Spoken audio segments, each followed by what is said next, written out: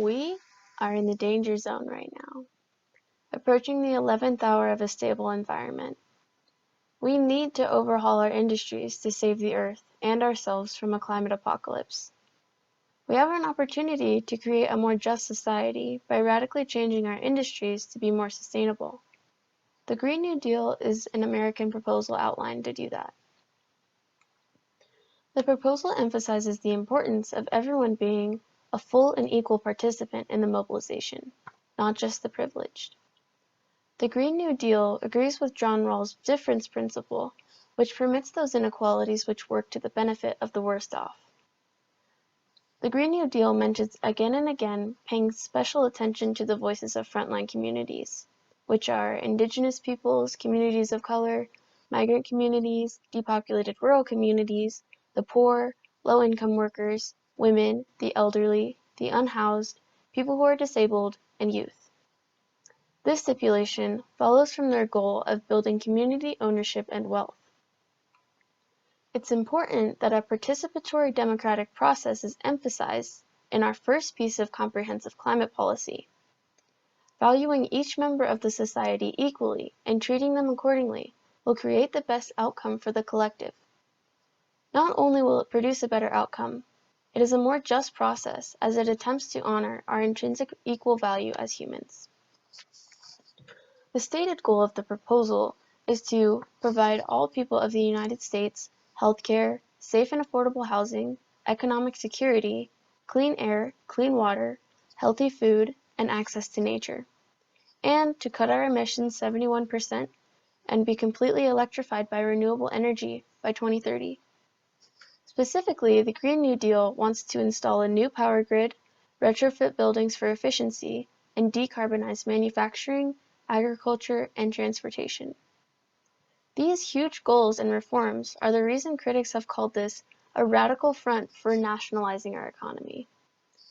These people would be right. This deal would socialize our government to a degree.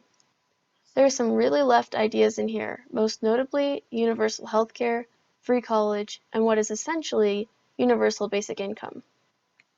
A guarantee of a family-sustaining wage, family and sick leave, paid vacations, and retirement security for all Americans.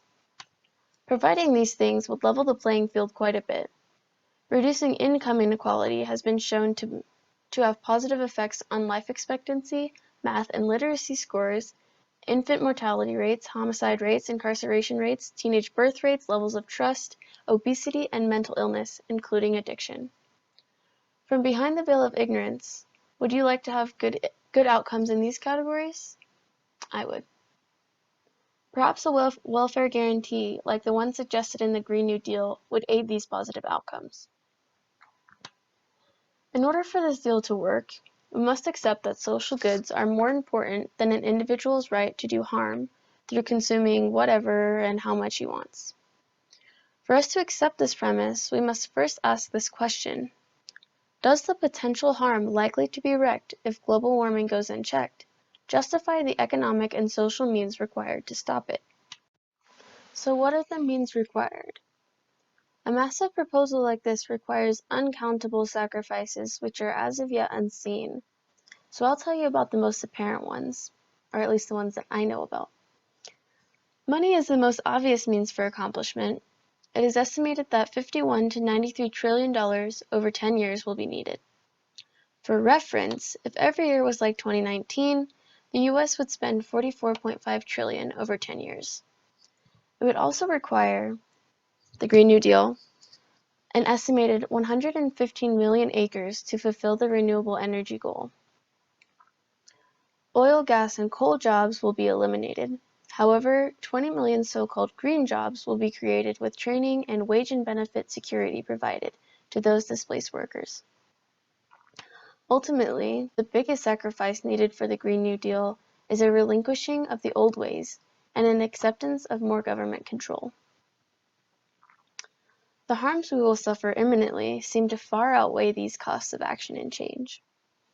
The UN's Intergovernmental Panel on Climate Change predicts we will experience a global temperature rise between 1 and 2 degrees Celsius by 2050, and a 2 to 3 degree increase by 2100.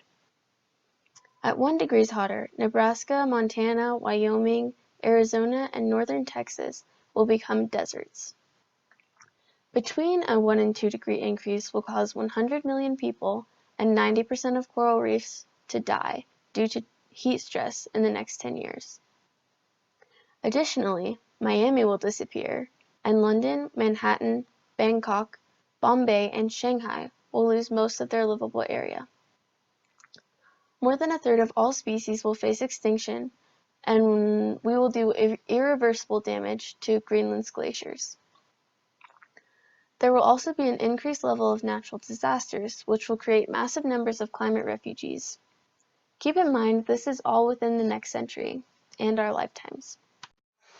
At the end of the day, healing the earth is what will balance the scales of justice. We've taken so much from the earth, and now we must practice some restorative justice. The Green New Deal is also invested in this idea of environmental restorative justice. Quote, because the United States has historically been responsible for a disproportionate amount of greenhouse gas emissions, the United States must take a leading role in reducing emissions through economic transformation. End quote. This sentiment in particular persuades my belief that the Green New Deal is a document which was conceived with a deep faith in and hope for justice. We know that the authors place intrinsic value on nature because they specifically stipulate that humans should have the right to access nature in the same way they have the right to clean water and clean air. The authors know that humans are causing global warming, and they have outlined reforms of our human systems, which are just as complicated and interconnected as nature itself, and will be just as difficult to heal. We must sacrifice convenience and convention to save ourselves from certain turmoil and death. We shouldn't do it for the earth anymore. We must do it for ourselves, lest we suffer the consequences. This crisis comes down to our willingness to hold the elite responsible for the actions they take, just as the everyman has borne their burden for so long. Let's hope we can all agree on a just way to heal.